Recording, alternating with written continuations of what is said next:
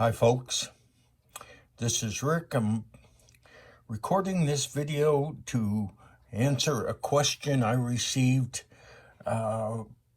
posted on one of my YouTube videos about feeding antennas with Baluns. And to be right up front, yes, I recommend feeding antennas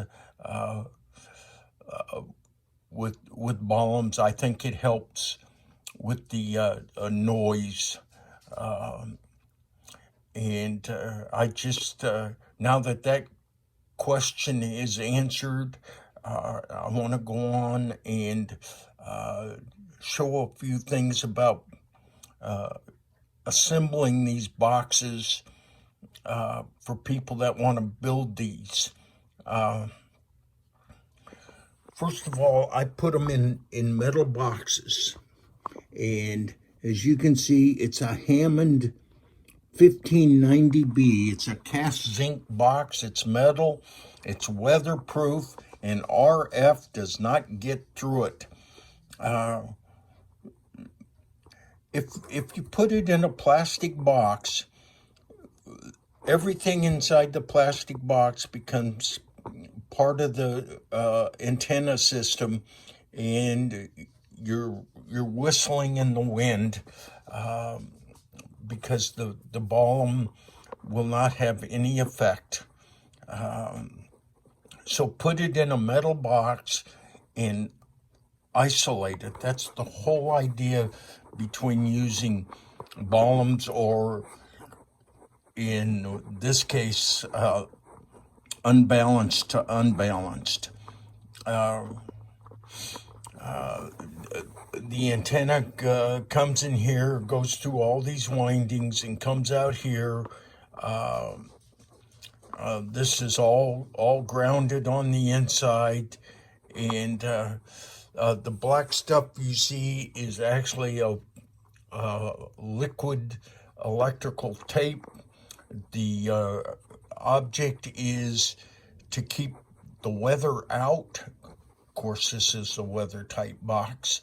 I live in the Carolinas. We get 40-something inches of rain a year, and this has been outside on and off for 7 years. And does it look like it's got 40-something inches of rain inside that box?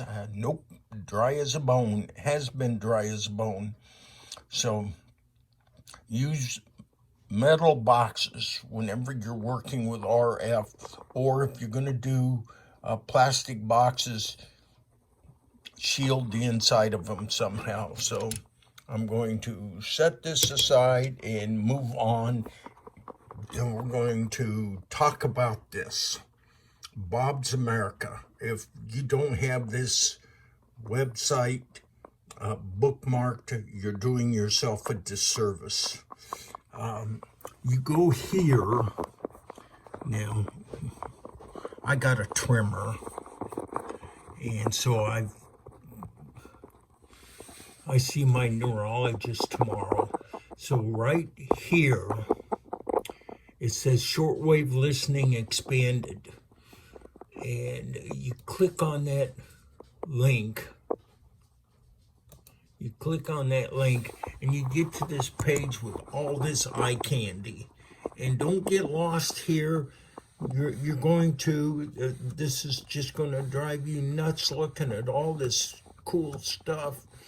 And you're going to want to do it.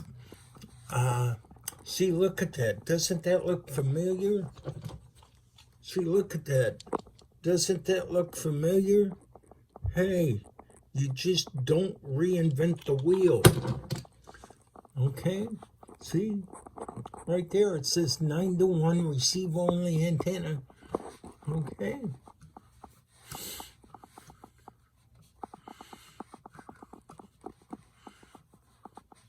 So what we need to do is get up here on the left side of his channel. These are all links to projects, information, and stuff. and we're interested in stuff down here, and I'm going to leave a lot of this reading for you. I'm going to point some of these out that you need to look at, like this one right here. Wire antenna rigging the easy way. Ballum grounding, important. I'm going to highlight that because you need to look at this. You need to read this. Okay? You need to do this.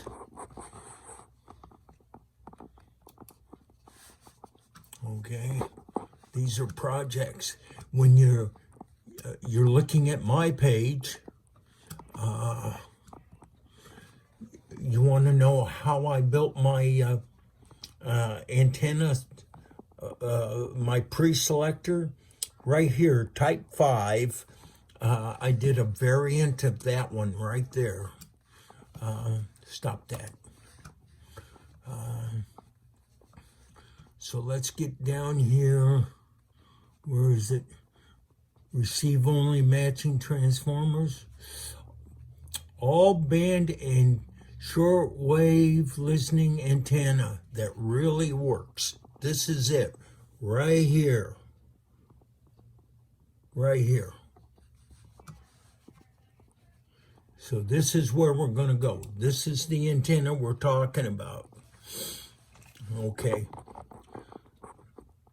This is the 5-band antenna I built, and it shows the 5 main bands that it works on, and it goes from 97.5 feet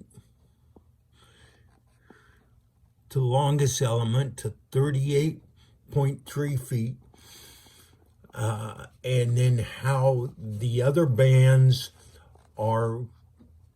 runs off of the odd harmonics, how it's built, how to make the spreaders,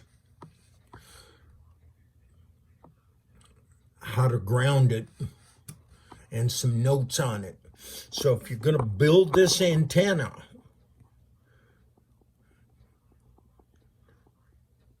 print this off and read it. I have a piece of this right here because it's highlighted, and see this highlighted, unhighlighted section? That goes back to a thing I get about what bands are open or not, and so I'm just curious as to where my antenna is working. And anyway, this is it. This is what you want to do. Just go here, read this. See, he says Baluns, but really it's an UnUns. And you run it to a stake in the ground and have at it. And I've got a couple of videos about how I built mine and running it to stakes in the ground, and how I worked my spreaders. So that's it, guys. I hope I didn't get this too long. I hope this answers the questions.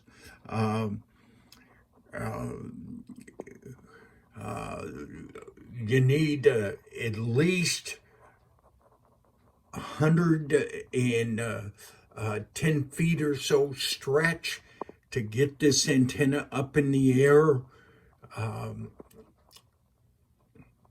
Let me know how you do.